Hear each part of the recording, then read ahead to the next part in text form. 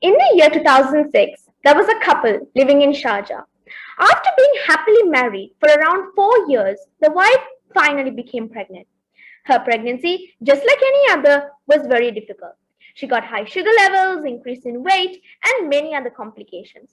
After bearing the child for almost 9 months, the couple visited a doctor in Zuleika Hospital in December the same year. The doctor informed that couple that the mother had high blood pressure, which could endanger both her and the baby. So, what was a routine checkup, just like that, became an emergency cesarean. Toastmasters, fellow Cavaliers, and guests, a very good evening to all of you. Yes, that baby, born on the 6th of December 2006 through an emergency cesarean, was me. I was born in Sharjah, did my lower reception in Jeddah, my upper reception in Riyadh. Finally, I am now living in Doha. And during these frequent shifts, I have visited to 6 other countries. My name is Abir. I'm 14 years old and study in ninth grade in Stafford Sri Lankan School, Doha. I'm an only child to my engineer father and stay-at-home mom. If I could describe myself in a few words, it would be outgoing, friendly, funny, determined. But most importantly, I think the quality that defines me is warm. Although you guys may not feel it right now because we're in Zoom. I mean, I can be quite rude and sassy at times, but we all have our moments.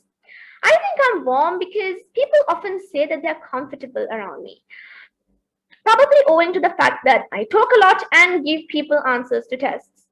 I am really enthusiastic about making friends, which is probably the main reason for my warmth. To me, no one is a stranger, just a friend I haven't met. Everyone has enough space in their heart for at least one more friend, right? Ladies and gentlemen, I have an ambition to become a construction arbitrator. However, there is a 7-year process to do that. First, I must study civil engineering for 4 years and then study construction law for another 3.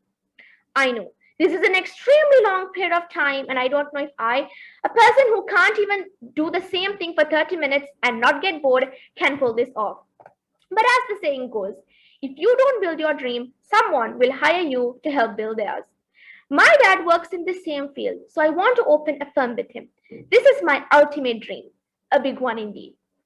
Because of my interests, my best friend Muayman calls me abnormal. I have a profound interest in history, because of which I watched many documentaries and read many books. On top of that, I can't pass a single day without watching the day's news. On the other hand, I do have interests that are normal for a teenager, like watching Netflix or listening to music. Only when my teacher asked me to do a SWOT analysis in class did I realize my strengths and plenty weaknesses. Singing, dancing, drawing, sports, and my fear. These are all my major weaknesses.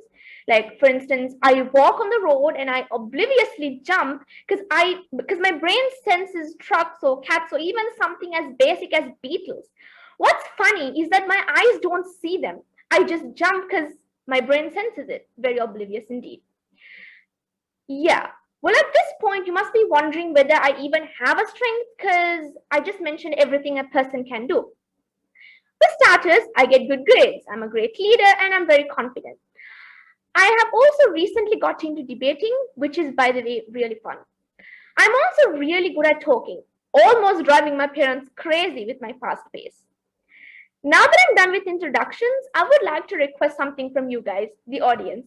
Close your eyes and picture this scenario. Okay. You are driving through this very dark, bendy, and narrow road.